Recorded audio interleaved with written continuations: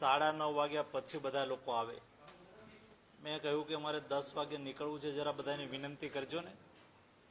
મારા ખ્યાલ મુજબ તમને વિનંતી પણ કરી હશે અને તમે 9 વાગે એટલા વહેલી સવારમાં ઉપસ્થિત રહ્યા. આપ સૌનો આભારી છું. વિશેષ આજ મારો ઉદ્દેશ જે રીતે રાજુભાઈએ સ્પષ્ટ કર્યું એ રીતે સૌને મળવાનો જ હતો. મળવાનું થઈ જાય, બધા સાથે ચાય પાણી થાય, પરંતુ સ્વાભાવિક છે કે આવીએ એટલે વાર્તાનું પ્લાનિંગ થઈ જ જાય. દોસ્તો, તમે બધા લોકોએ કેન્દ્રનું અને રાજ્યનું બજેટ જોયું. સામાન્યતઃ એક સમય હતો કે કેન્દ્રની અંદર બજેટમાં એનાઉન્સમેન્ટ થતા હતા. બધા લોકો રાહ જોતા હોય, બજેટ આવ્યું, શું એનાઉન્સમેન્ટ થશે, શું જાહેરાત થશે. પરંતુ છેલ્લા એક દશકમાં મોદીજીના નેતૃત્વમાં એ પરિપાટીમાં બદલ થયો.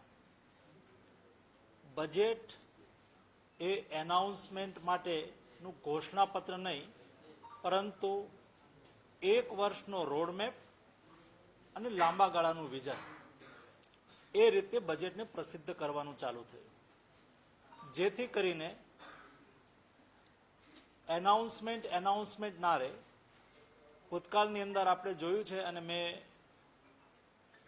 2014નું પહેલા બજેટના પ્રધાનમંત્રીજીના નેતૃત્વમાં જ્યારે રજૂ થયું ત્યારે 1200 એવી ઘોષણાઓ હતી કે પિછલા 10 વર્ષની અંદર યુપીએ શાસન દરમિયાન એનાઉન્સમેન્ટ થયા હતા, પરંતુ ધરતી ઉપર એનો અમલ નહોતો થયો. ધરતી પર એ યોજના લાગુ જ નહોતી થઈ. એના બદલે એક વર્ષનું નક્કર આયોજન, રોડમેપ અને લાંબા ગાળાના વિઝન રૂપે બજેટની શરૂઆત થઈ. હવે દોસ્તો, 2014નું પહેલું બજેટ, એ બજેટની અંદર એક વિઝન આપવામાં આવ્યું હતું અને સમયે સમયે વિઝનને અનુરૂપ કાર્ય યોજના બનતી ગઈ, દેશ આગળ વધતો ગયો. પરિણામ એ આવ્યું નક્કર આયોજનનું અને લોંગ ટર્મ વિઝનનું. આજે દેશનું બજેટ 50 લાખ કરોડ રૂપિયા થયું, જે 2014ની અંદર 17 લાખ કરોડ રૂપિયા હતું. આ 50 લાખ કરોડનું બજેટ એ વિકસિત ભારતને ઘડનારું બજેટ છે. એટલે કે વર્તમાન બજેટ એ એક વર્ષનો રોડમેપ અને 2047 યાને કે ભારત 2047ની અંદર જ્યારે આઝાદીનું શતાબ્દી વર્ષ મનાવતો હોય ત્યારે આપણે વિકસિત ભારત બનવું છે, ડેવલપ્ડ કન્ટ્રી બનવું છે. તો ડેવલપ્ડ કન્ટ્રી બનવા માટે થઈને શું જોઈએ? તો કે દેશની અંદર બેસ્ટ ઇન્ફ્રાસ્ટ્રક્ચર જોઈએ, દેશની અંદર બેસ્ટ કોમ્યુનિકેશન જોઈએ, દેશની અંદર બેસ્ટ એજ્યુકેશન જોઈએ, દેશની અંદર રિસર્ચ જોઈએ, દેશનું એક્સપોઝર જોઈએ, દેશના સ્ટાન્ડર્ડ ઇન્ટરનેશનલ હોવા જોઈએ, ભારતનું એક્સપોર્ટ અને ભારતનું પાસપોર્ટ એ દુનિયાની અંદર મજબૂત હોવો જોઈએ, ભારતીય બ્રાન્ડ દુનિયાની બ્રાન્ડ બનવી જોઈએ. That is developed country. A developed country અનુરૂપ ભારતનું બજેટ બનાવવા માટે શું કરવું જોઈએ? ઇન્ફ્રાસ્ટ્રક્ચરની આપણે વાત તો કરી, પરંતુ ઇન્ફ્રાસ્ટ્રક્ચર ડેવલપ કરવા માટે થઈને ચોક્કસ બજેટની જોગવાઈ જોશે, આયોજન જોશે. આયોજનના ભાગરૂપે એક દશકની અંદર મને યાદ છે 2014ની અંદર ઇન્ફ્રાસ્ટ્રક્ચરની પાછળ ભારત સરકારનું બજેટ 1,60,000 કરોડ રૂપિયા હતું. 1,60,000 કરોડ. આ વર્ષનું ઇન્ફ્રાસ્ટ્રક્ચરનું બજેટ 11.5 લાખ કરોડ રૂપિયા છે. ત્યારે આપણે રોડ નેટવર્ક ઊભું કરી શકીશું, સ્ટ્રોંગ રેલવે નેટવર્ક ઊભું કરી શકીશું, ત્યારે આપણે મેટ્રો ઊભી કરી શકીશું, ત્યારે આપણે દેશના બેસ્ટ ક્લાસ પોર્ટ બનાવી શકીશું. એના માટે થઈને ઇન્ફ્રાસ્ટ્રક્ચર પાછળ આપણે 15 લાખ કરોડ રૂપિયાનો ખર્ચ પ્રતિ વર્ષ 2025-2047 સુધી કરતા રહેશું ત્યારે આપણું ઇન્ફ્રાસ્ટ્રક્ચર ઇન્ટરનેશનલ સ્ટાન્ડર્ડનું બની છે. માત્ર તમે વાત કરો અને નક્કર કાર્યયોજના ન થાય તો થાય કેવું, આપણને બધાને જે મારી 50ની આજુબાજુ અથવા એબો ઉંમરના લોકો હશે એમને ખ્યાલ હશે, સન્માનીય રાજીવ ગાંધી દેશના પ્રધાનમંત્રી હતા અને એમણે એ વખતે 21મી સદીની વાત કરી હતી. ભારતને 21મી સદીમાં લઈ જવો છે. 21મી સદીમાં લઈ જવાની વાત તો કરી, એટલે કે અમારે ડેવલપ કરવો છે દેશને. એ વખતે બધા જ ભાષણ, બધા જ બેનર ઉપર 21મી સદી એવું લખેલું આવતું હતું, પરંતુ 21મી સદીને અનુરૂપ પ્લાનિંગ નહીં કરી શક્યા. એટલે કે આપણે રાજકોટથી મુંબઈ જવું છે, આપણે ટિકિટ લીધી ટ્રેનની આપણે ટિકિટ લીધી હોય તો ટ્રેનનો ટાઈમ હોય કે બપોરે 12 વાગે ટ્રેન ઉપડવાની છે, તો 11:45 આપણે રેલવે સ્ટેશન પહોંચવું પડે, 5 મિનિટ પહેલા પ્લેટફોર્મ પર પહોંચવું પડે. તમારો જે કોચ હોય એની સામે તમે ઊભા રહી જાઓ અને ટ્રેન આવે તો એ તો 3 મિનિટ રૂકે. તમે ટ્રેનના કોચની સામે ઊભા ન હો તો ટ્રેન તો એના ટાઈમે આવે ને જતી રહે. તમે ટાઈમે ન પહોંચ્યા તો તમે ટ્રેન ચૂકી જાઓ. એ વખતે 21મી સદીની વાત થઈ, પરંતુ 21મી સદીનું પ્લાનિંગ નહીં કરી શક્યા એટલે વિકાસની ટ્રેન એ ચૂકી ગયા. એમ્પ્લોયમેન્ટ લિંક ઇન્સેન્ટિવ દુનિયામાં ક્યાંય નહીં સાંભળ્યું કે તમે રોજગાર નિર્માણ કરો તો સરકાર તમને મદદ કરશે. હું એમ્પ્લોયમેન્ટ મિનિસ્ટર છું ભારત સરકારનું. એમ્પ્લોયમેન્ટ લિંક ઇન્સેન્ટિવના માધ્યમથી એક ચોક્કસ કાર્યયોજના બની, જે કાર્યયોજનાની અંદર આગામી 5 વર્ષ માટે થઈને 4 કરોડ જોબ નિર્માણ કરવા માટે થઈને 2 લાખ કરોડ રૂપિયા ખર્ચ થશે. કઈ રીતે થશે? તો કે જોબ નિર્માણ કરનાર વ્યક્તિ એના ઈપીએફનું કોન્ટ્રીબ્યુશન સરકાર આપશે, એને મદદ કરશે, ત્યારે એ નવા કર્મચારીઓને જોઈન કરે. એવી રીતે કોઈ નવો કર્મચારી જોડાય છે તો એને 5-5-5 એમ કરીને 3 હપ્તાની અંદર 15,000ની સહાય કરશે. એમાં એક મહત્વપૂર્ણ નિર્ણય થયો, બહુ સમજવા જેવો નિર્ણય છે. બજેટની અંદર, લાસ્ટ બજેટની અંદર સરકારે કહ્યું કે અમે દેશની 500 પ્રીમિયમ કંપની આ કંપનીઓની અંદર દેશના 1 કરોડ યુવાઓને 5 વર્ષની અંદર ટ્રેનિંગ આપીશું, ઇન્ટર્નશીપ આપીશું.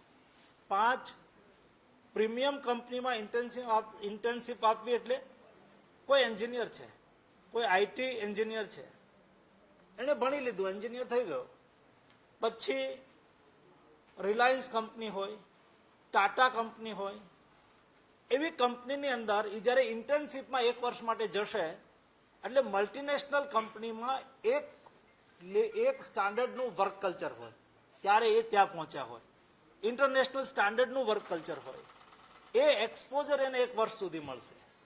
એ ત્યાંથી ટ્રેનિંગ લઈ અને કોઈ ડાઉનસ્ટ્રીમ ઇન્ડસ્ટ્રીઝની અંદર આપણી રાજકોટ આપણા યુવાનીઓ કોઈ ટ્રેનિંગ લઈને આવ્યો, ઇન્ટર્નશીપ કરીને આવ્યો, પછી રાજકોટની કોઈ ઇન્ડસ્ટ્રીઝમાં એ મુખ્ય મેનેજર તરીકે જોડાયો, તો એને એ વર્ક કલ્ચરનો લાભ અહીંયા મળશે.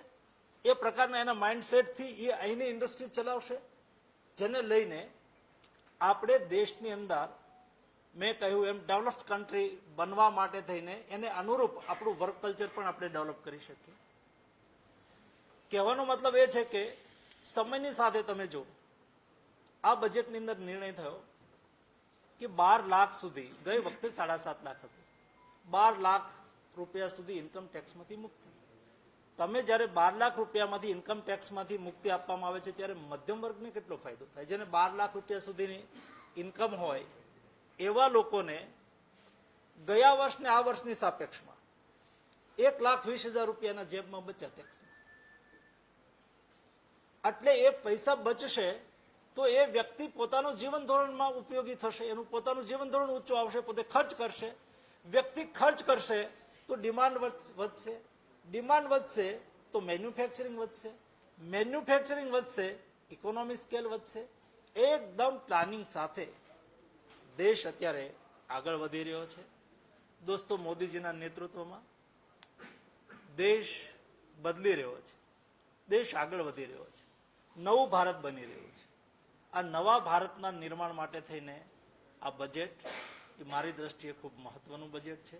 એવી રીતે રાજ્ય સરકારનું બજેટ પણ મેં જોયું, બહુ કોમ્પ્રિહેન્સિવ વિકાસલક્ષી બજેટ, 3,70,000 કરોડ રૂપિયાનું બજેટ.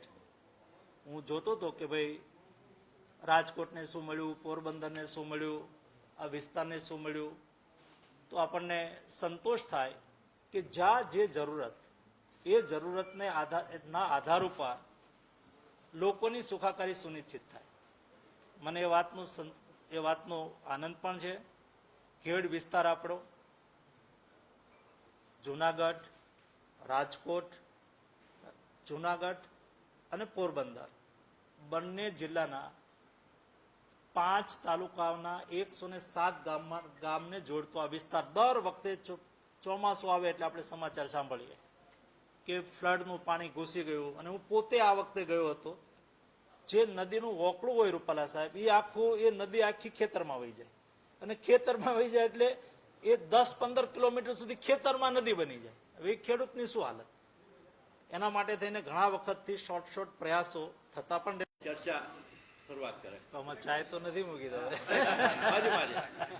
આટલી બધી એકી સાથે શક્ય નથી. ધન્યવાદ. પહેલા તો મને રાજુભાઈ કહેતા હતા કે પરંતુ આ વખતે 1,500 કરોડનો પ્લાન ખેડ પંથકના પાણીની સમસ્યાઓને સમાધાન માટે થઈને નદીઓ પહોળી કરી અને મૂળ પ્રવાહને વહેવડાવીને નાળા, પુલિયા મોટા કરવા સહિતનું એક સારું એસ્ટિમેટ બન્યું છે. 1,500 કરોડ રૂપિયાના પ્લાનમાં 170 કરોડ રૂપિયાની જોગવાઈ તો આ વર્ષે ઓલરેડી કરી દેવામાં આવી.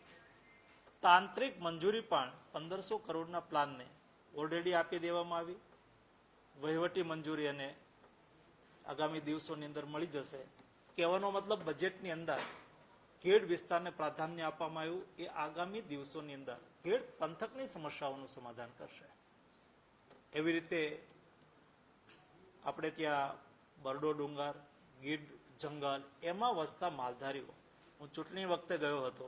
એ કોઈ એના મત તો 1,000-1,500 હશે, મતનો વિષય નથી, પરંતુ જે રીતે દૂર સુદૂર જંગલની અંદર એમના બાળકોના શિક્ષણની સમસ્યાઓ, સાજા માંદા થયા હોય તો બીમારી વખતે 10-15 કિલોમીટર અંદર હોય, ત્યાંથી કાચા રસ્તા હોય, વાહન વ્યવહાર હોય નહીં, એવી સ્થિતિમાં એમને પડતી અગવડતાઓ, એને પણ બજેટની અંદર જોગવાઈ કરીને પ્રતિ દીઠ 20 લાખ રૂપિયા, 25 લાખ રૂપિયા આર્થિક સહયોગ આપીને એમને ત્યાંથી બહાર વસાવવા માટે થઈને પણ એક યોજનાને બજેટની અંદર પ્રાવધાન આપવામાં આવ્યું છે. એ આગામી દિવસોની અંદર દૂર સુદૂર જંગલમાં વસતા લોકોની સુખાકારી સુનિશ્ચિત કરશે. રોડ રસ્તાના કેટલાય મહત્વપૂર્ણ કામો સૌરાષ્ટ્રમાં પ્રાયોરિટી આપવામાં આવી છે, પ્રાધાન્ય આપવામાં આવ્યું છે. મહત્વનો નિર્ણય છે. કેન્દ્રીય નિર્ણયની સાથે કેન્દ્રના બજેટની અંદર એનાઉન્સમેન્ટ થયું કે ભાઈ કિસાનને પાક ધિરાણ 3 લાખના બદલે 5 લાખ મળશે. તો 5 લાખ કિસાનનું ધિરાણ તો આપ્યું, પરંતુ રાજ્ય સરકાર 4%નું રેબિટ અત્યાર સુધી તો 3 લાખ ઉપર જ આપતા હતા. તો 5 લાખ કર્યું, તો 5 લાખ રૂપિયા સુધી 4% રાજ્ય સરકારની સહાય એ વધારવા માટેની જોગવાઈ પણ આ બજેટની અંદર મેં જોઈ. હું રાજ્યના મુખ્યમંત્રી ભૂપેન્દ્રભાઈને પણ અભિનંદન પાઠવું છું. ગુજરાત સચમુચ વિકાસની દિશામાં આગળ વધી રહ્યું છે. આ વર્ષને બજેટની અંદર એનાઉન્સમેન્ટ કર્યા મુજબ એ વિકાસ વર્ષ તરીકે ઉજવી રહ્યા છે. ત્યારે ગુજરાત પોતાની વિકાસની ગતિ જે રીતે અત્યાર સુધી આગળ વધ્યું છે એનાથી વધારે ગતિથી આગળ વધે. મોદી ગવર્મેન્ટનું બજેટ એ ત્રીજી ટર્મની અંદર 3 ગણી ગતિથી દેશના વિકાસને આગળ લઈ જનારું છે. દોસ્તો, જે રીતે દેશની અંદર બદલાવો થઈ રહ્યા છે, દેશની અંદર નવી નવી ક્ષિતિજો ઓપન થઈ રહી છે, દેશ આગામી દિવસોની અંદર રિસર્ચ અને ઇનોવેશનનું હબ બને એના માટે પોલિસી રિફોર્મ થઈ રહ્યા છે. ગઈકાલે યુરોપિયન યુનિયન એના સારી મંત્રીમંડળની ટીમ સાથે પહેલી વખત ભારતના પ્રવાસે આવ્યા હતા. એટલે યુરોપના 28 દેશો, એની એક પાર્લામેન્ટ છે, એની એક સરકાર છે, એ આખું ડેલિગેશન કાલે આવ્યું હતું. હું એ ડેલિગેશનની અંદર બાયલેટરલ મિટિંગની અંદર પણ હતો. મેં જોયું દુનિયા અત્યારે ભારત સાથેની ભાગીદારી કરવા માટે થઈને એગ્રેસિવલી પ્રયાસ કરી રહ્યું છે. એમણે એનાઉન્સમેન્ટ કર્યું કે 1 વર્ષની અંદર ભારત અને યુરોપિયન યુનિયન વચ્ચે ફ્રી ટ્રેડ એગ્રીમેન્ટ સુનિશ્ચિત થઈ જશે. એ બતાવે છે કે ભારતનો વૈશ્વિક દબદબો એ પણ વધી રહ્યો છે. દેશની અંદર એમ્પ્લોયમેન્ટ જનરેશન પણ થઈ રહ્યું છે. દેશના યુવાનોને રોજગારીની ઓપોર્ચ્યુનિટી પણ મળી રહી છે. અને એના માટે થઈને સ્ટેટિસ્ટિક બતાવે છે યુપીએના 10 વર્ષના શાસનની અંદર આપણે આરબીઆઈ છે એના ડેટા ડિક્લેર કરે, રોજગાર નિર્માણના ડેટા, એને ક્લેમ ડેટા કહેવાય. એ યુપીએની સરકાર હતી ત્યારે કરતા હતા, કારણ કે આરબીઆઈ તો પહેલેથી છે. એનડીએની સરકાર આવી ત્યારે પણ એ ડેટા ડિક્લેર થાય છે. એ ડેટા બતાવે છે કે 2004 થી 2014 10 વર્ષની અંદર આ દેશની અંદર 3,70,00,000 રોજગાર નિર્માણ થયા હતા. 3,70,00,000 લોકોને નોકરી મળી હતી. હમણાં આરબીઆઈ નો રિપોર્ટ આવ્યો, 1 દશકની અંદર 17 કરોડ દેશના નાગરિકોને નોકરી મળી. આ ડેટા આરબીઆઈના ડેટા છે. એ બતાવે છે કે દેશની અંદર રોજગાર ક્યારે નિર્માણ થાય, જ્યારે દેશની અંદર ધંધા ચાલે, દેશની અંદર ઇન્ડસ્ટ્રીયલ ડેવલપમેન્ટ થાય, દેશની અંદર એગ્રીકલ્ચર ડેવલપમેન્ટ થાય, દેશની અંદર મેન્યુફેક્ચરિંગ આગળ વધે, દેશની અંદર આઈટી સેક્ટર આગળ વધે, ત્યારે કોમ્પ્રિહેન્સિવ રોજગાર નિર્માણ થતું હોય છે, જોબ ક્રિએટ થતી હોય છે. વૈશ્વિક સાપેક્ષની અંદર અત્યારે આપણે જોઈએ તો અમેરિકાની GDP growth, economic growth 4% nearest, ચાઇનાનો 4% બિલો નિયરેસ્ટ, યુરોપિયન યુનિયન 1-2%. એવી સ્થિતિની અંદર ગઈકાલના ફિગર પાછલા ત્રિમાસિક 3 મહિનાની અંદર ભારતનો ઇકોનોમિક ગ્રોથ 6.2% 3 મહિનાનો છે. આગામી દિવસોની અંદર એ ગ્રોથ ઓર આગળ વધશે. એટલે કે ભારતની ઇકોનોમી એ ઇમર્જ ઇકોનોમી છે. કોઈ પણ દેશની ઇકોનોમી જ્યારે ઇમર્જ થાય, દેશની ઇકોનોમી મોટી થાય, એટલે ઓટોમેટિક એ પ્રતીક છે કે દેશની અંદર મેન્યુફેક્ચરિંગ ગ્રોથ થઈ રહ્યું છે, દેશની અંદર એગ્રીકલ્ચર ગ્રોથ થઈ રહ્યું છે, દેશની અંદર ઇન્ડસ્ટ્રીઝ ગ્રોથ થઈ રહ્યો છે. આ બધા જ ગ્રોથની સાથે દેશની ઇકોનોમી ગ્રો કરતી હોય છે. તો દોસ્તો, એ રીતે દેશ આગળ વધી રહ્યો છે. ધન્યવાદ. અત્યારે